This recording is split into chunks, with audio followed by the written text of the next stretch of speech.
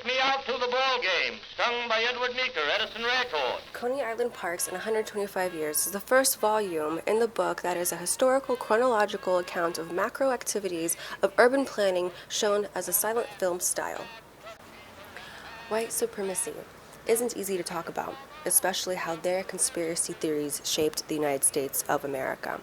I would like to show how their conspiracies segregated people by creating zones of property values in Coney Island.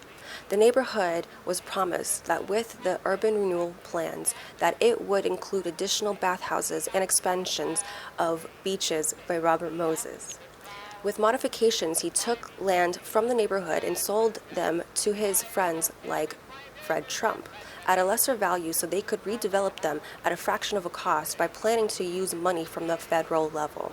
They promised it would be the next Miami. They promised it would be the next Atlantic City, but instead developed segregated projects. Robert Moses then implemented and reinstated the segregation by dividing the neighborhoods to secure the infiltration of lower classes into the gentry classes, thus removing the middle class to show a hard division with waffling barriers. What are these barriers that the FHA, Federal Housing Administration, requested then? The second volume is an exploration called Off the Reigelman Boardwalk that dives into the micro elements of urban design and the realities that shape it today. The book on micro activities convey what's on the streets of Coney Island and Brighton Beach by taking images of the streets like you would be walking through it. The sequence points out what really dominates and what is a priority within urban planning, but on a human scale, it's a different reality.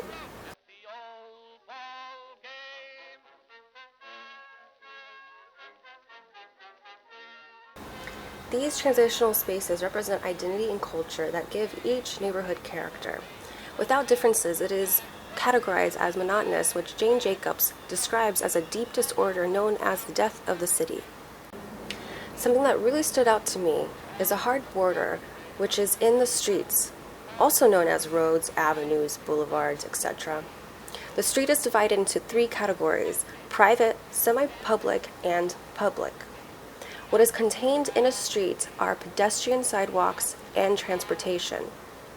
Robert Moses took the Garden City's illustration by Ebenezer Howard and converted the pedestrian transportation into automobile transportation, thus making the sidewalks smaller and smaller, assuming everyone will own a private car, whoever could afford it.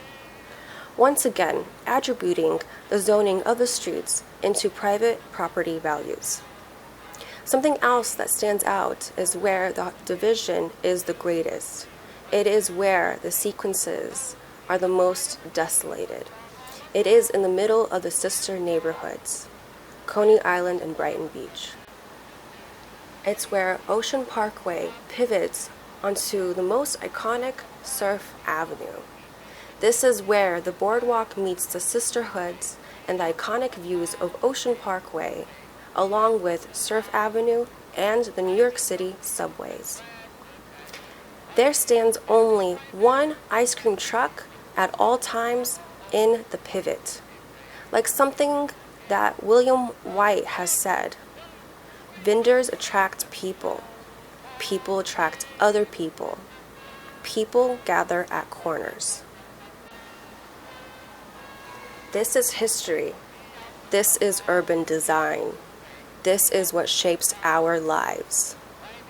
This is for the people, made by the people, to sustain the people. Black Lives Matter.